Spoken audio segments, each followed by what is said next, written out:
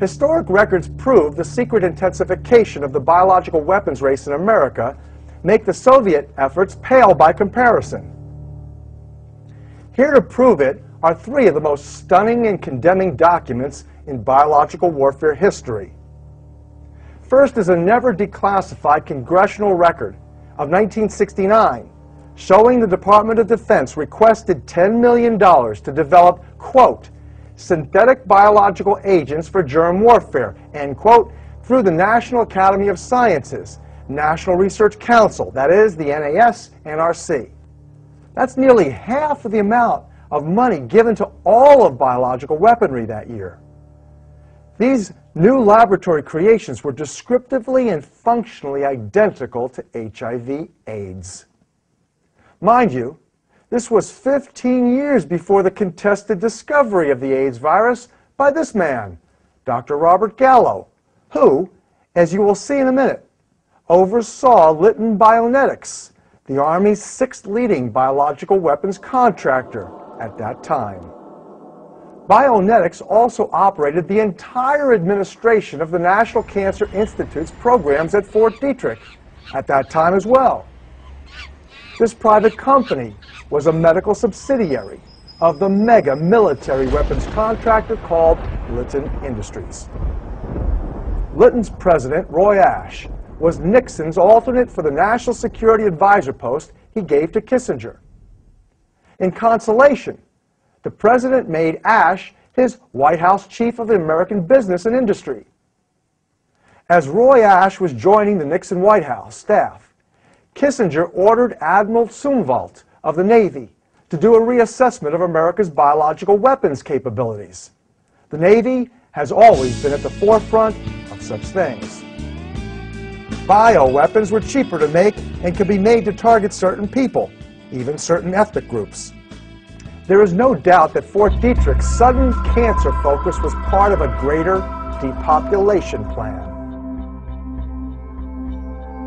According to congressional records and his biographer, Time magazine's managing editor, Walter Isaacson, Kissinger selected the option presented by Admiral Zumwalt to develop AIDS-like and Ebola-like bioweapons, and the contract went to his White House colleague's company, Litton Bionetics. There is now no doubt that Dr. Gallo officiated the development of these AIDS complex viruses.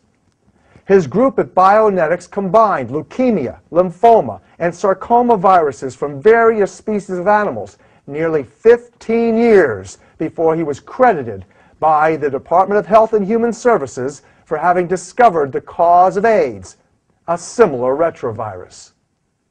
They said this would lead to a cure, an AIDS vaccine within 3 years. It never happened.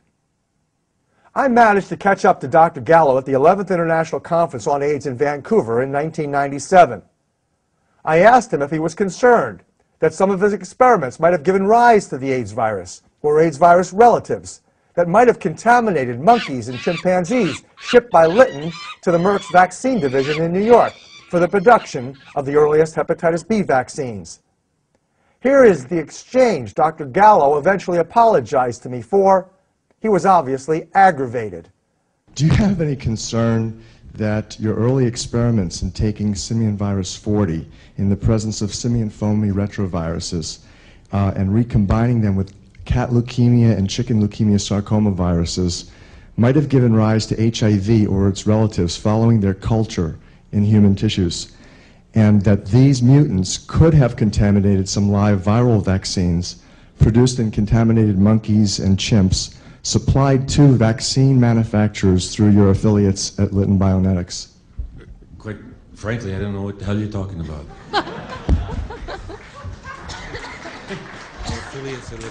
I'll cite your paper, Dr. Gallo. If you can, you've got a paper. You've got a paper that I don't know I ever published. Okay. I'd sure like you to cite it. Would you begin? I'd be happy to. National Academy of Sciences, 1970, Gallo et al. It was an oral presentation that you presented before NATO and NATO audiences in Mol, Belgium. You published it. It's in the National Academy of Sciences. I'll be happy to show you the paper. Stop. I mean, this is beyond asinine.